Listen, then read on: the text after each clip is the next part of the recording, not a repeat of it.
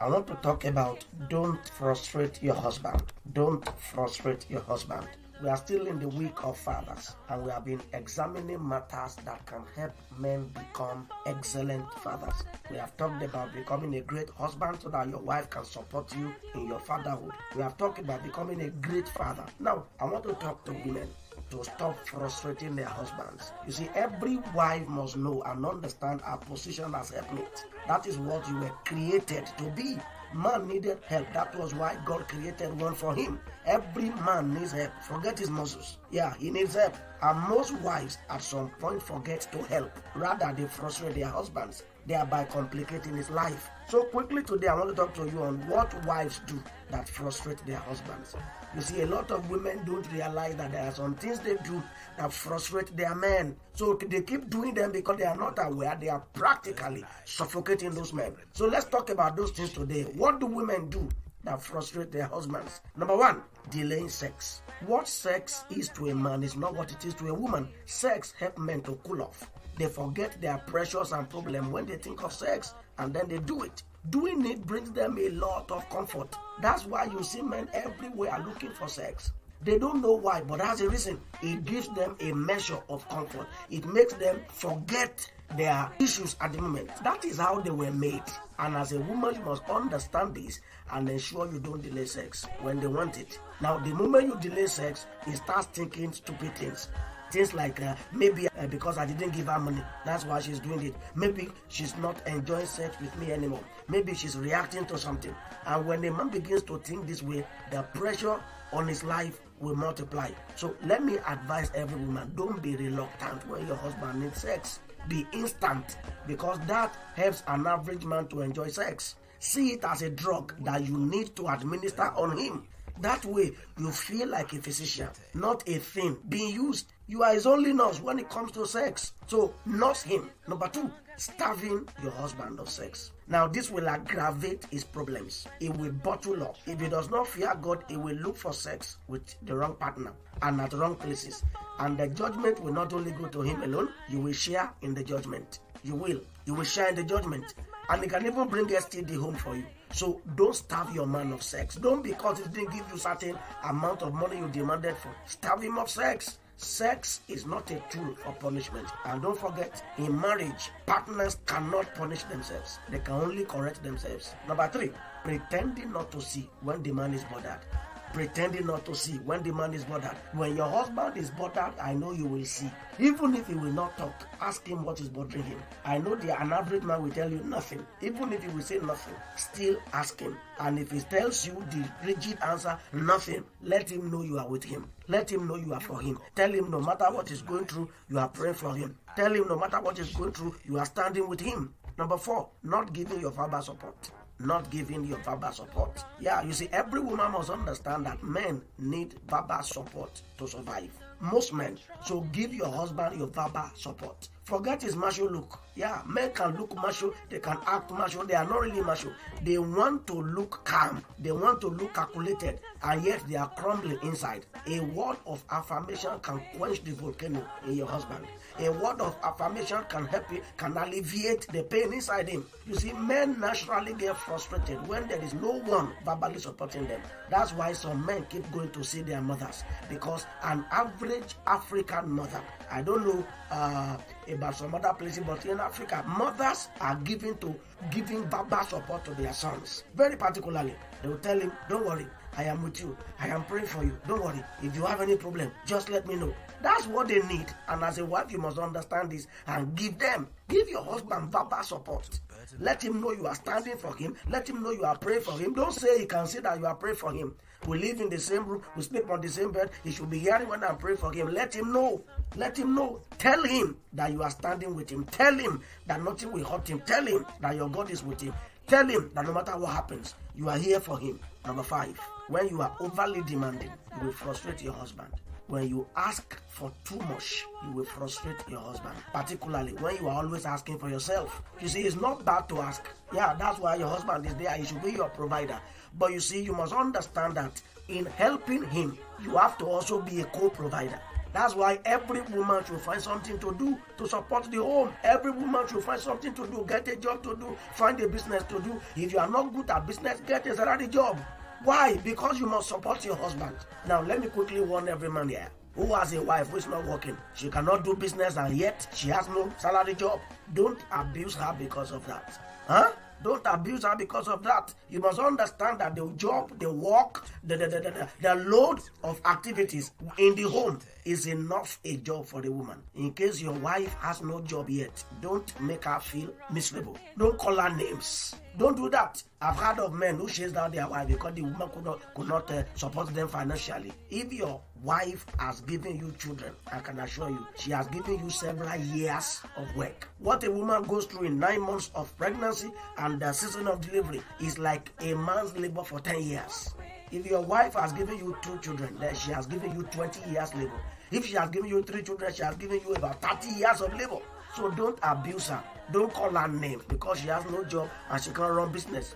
You must understand, not every woman can do business. Not even every man can do business. We are not all cut out for business. In case your wife is one of such people who is not good at buying and selling and she does not have a salary job yet, don't frustrate her. The same way she should not frustrate you too, don't frustrate her.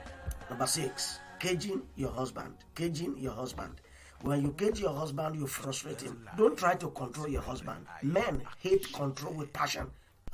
He left his mother who was controlling him. Now you want to become the second mother. He will start seeing you differently. He escaped that when he left home.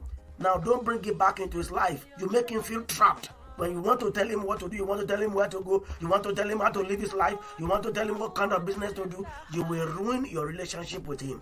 Men hate to be caged. If your husband has to travel to make money, allow him. Don't tell him, my father never left my mother. When you do things like that, you will ruin your union with him. You will frustrate him. If he has to be a wicked husband, to be a provider, allow him. If he has to travel to do business 2 weeks and then come back once in 2 weeks, allow him. Men love to fight. Let him fight. They love to provide. Let him go and make money and then come and provide. Even if you have all the money to support him, let him hustle. It's in his blood. It's in his makeup. He loves to hustle. He wants to hustle. Let him do it. Give him the room. If you sense bad influence, don't force him against such. Just advise him. Number 7, nagging. Nagging. An average man hates nagging. And no matter what, try not to nag if you are a wife. If you have mentioned the matter before to your husband and then you re-emphasize it the second time, just let it die there. Don't repeat it over and again. What they call nagging is not actually fighting. It is just over-emphasizing the matter. No matter how important the matter may be, don't over-emphasize it. Once you tell him once or twice, leave it there. Assure him that you are not trying to control him. If you have to mention it again, just let him know. I'm just calling your attention to it and let it die there. A wise woman uses her words more in prayers than nagging. Proverbs 21, verse 19. It is better to dwell in the wilderness than with a contentious and angry woman. I didn't say so. The Bible said so. Proverbs 27 also, verse 15. Proverbs 27, verse 15. A continual dropping in a very rainy day and a contentious woman are alike. It means human faces under rain is what the Bible equated a contentious woman to. A nagging woman is like faces under rain. You know how it will scatter it and make it look really ugly. That's what the scripture told us a nagging woman looks like. Nothing makes a wife lovelier than submission. It does not make you stupid, it makes you wise. Submission does not make you stupid, it makes you wise. It makes you lovely. Number 8, showing that you are equals. When you show your husband either in words or in action that you are equal, you are destroying the union. If you think you are equal to your husband, I can tell you you are mistaken.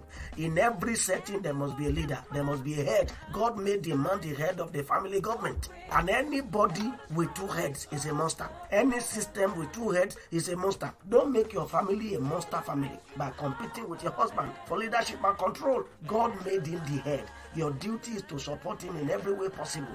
Challenging him is challenging God.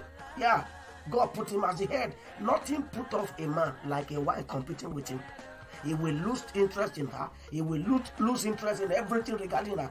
We have seen cases of polygamous families where certain women began to compete with their man. The man will just abandon the woman and abandon her children. Now, that is not too good. But you see, that is how an average man reacts to competition, particularly when it is coming from his wife. Everything about the woman, she will disregard. Everything about the woman, he will hate. Don't make your husband hate you. Give him the regard he requires. Don't show him that you are equal to him. Avoid that. A wise woman builds her own home, but the foolish one tears it down. Don't frustrate your husband. Number 9, reporting your husband to your parents. Nothing reduces a man like rubbishing him before his in-laws. I tell you, he may not be able to redeem himself before them for a long time. Report your husband rather to your spiritual leader or to a neutral person, to both of you, that can help sort out your differences. We cannot rule out the fact that some families need counseling, and that does not mean they are stupid. Some families need a third party in certain matters. It doesn't mean anything. It only means they don't know as much as they should know, and then somebody needs to help them. If such couples don't go for counseling, the family will disintegrate. So swallow your pride and get some counsel.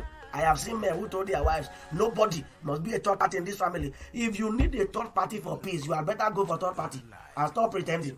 Stop pretending. Making a vow not to allow any third party in your family does not mean you can handle your family. If you have issues needing a third party, please get your pastor to counsel you. Get a counselor, a marriage counselor to help you. What matters is peace and bliss. Even if you need a third party to make that happen, go ahead. But don't report your husband to your parents, except in cases of physical abuse. If your pastor or whoever is counseling your marriage has counseled your husband on physical abuse over and again, it is time to hint your parents. When it comes to physical abuse, your family members should know. Even his own family members should know. Cases of physical abuse must not be kept away from our loved ones.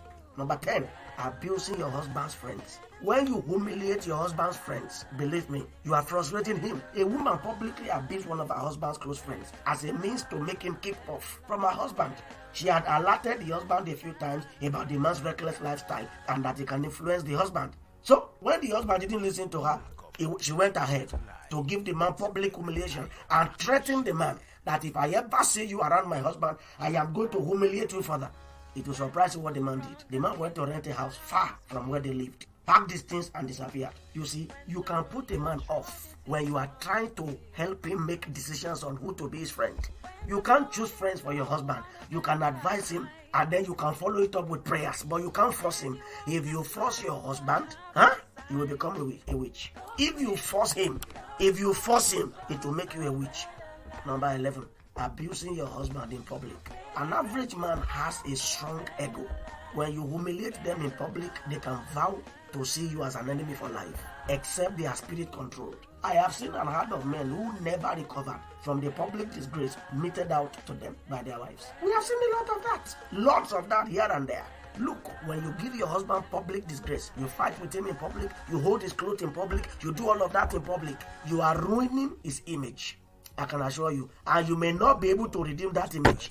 And an average man hates that. The environment where you humiliate your husband, he will never love to come around that place. Those who saw him humiliated, he will never want to see them. Don't be surprised if the man disappears. Don't be surprised.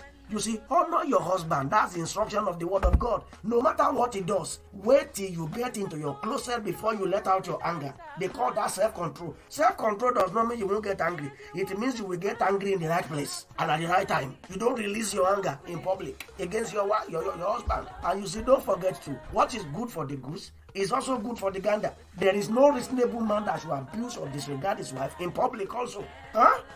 You shouldn't do that, because if you do that, it is the same measurement. Don't forget, we are still in our Father's Week, and every child and every wife must play their daily roles in making fatherhood easy for the father.